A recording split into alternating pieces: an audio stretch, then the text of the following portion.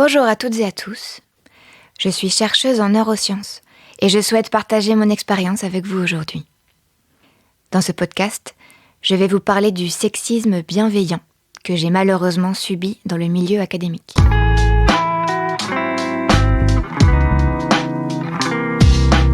Au début de ma carrière, j'ai souvent reçu des compliments bienveillants sur mon apparence plutôt que sur mes compétences scientifiques. Des collègues et des supérieurs me disaient que j'étais jolie pour une chercheuse ou que j'avais de la chance d'être à la fois intelligente et belle. Ces compliments, bien qu'apparemment positifs, réduisaient ma valeur professionnelle à mon apparence physique.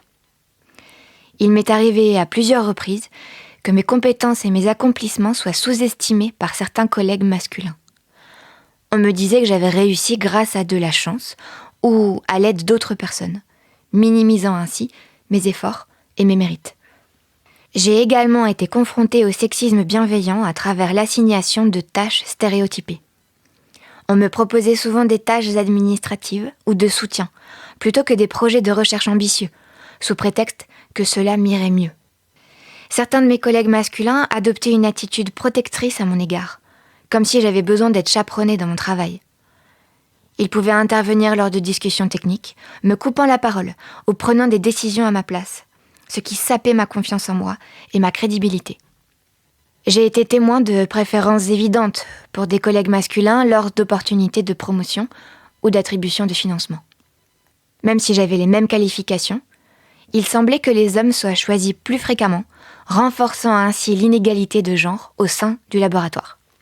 Au début de ma carrière, je n'étais pas toujours consciente du sexisme bienveillant auquel je faisais face.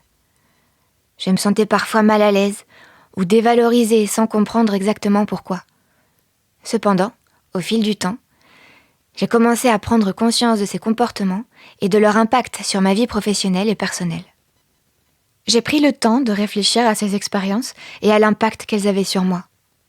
J'ai réalisé que le sexisme bienveillant pouvait être tout aussi dommageable que le sexisme hostile, car il perpétuait des stéréotypes de genre et limitait les opportunités pour les femmes dans le milieu académique. Pour faire face au sexisme bienveillant, j'ai trouvé un réseau de femmes chercheuses qui m'ont encouragée à revendiquer ma place et à faire entendre ma voix dans le domaine scientifique. J'ai appris à rejeter les comportements sexistes bienveillants et à affirmer ma valeur en tant que chercheuse.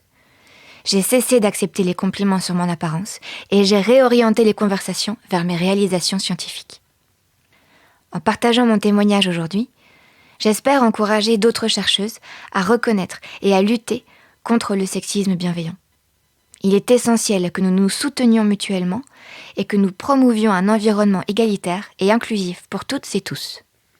Ensemble, nous pouvons défier les stéréotypes de genre et contribuer à faire évoluer le milieu académique vers plus de diversité et d'égalité. C'est en reconnaissant ces problèmes et en agissant que nous pourrons créer un environnement professionnel où chacun et chacune peut s'épanouir indépendamment de son genre.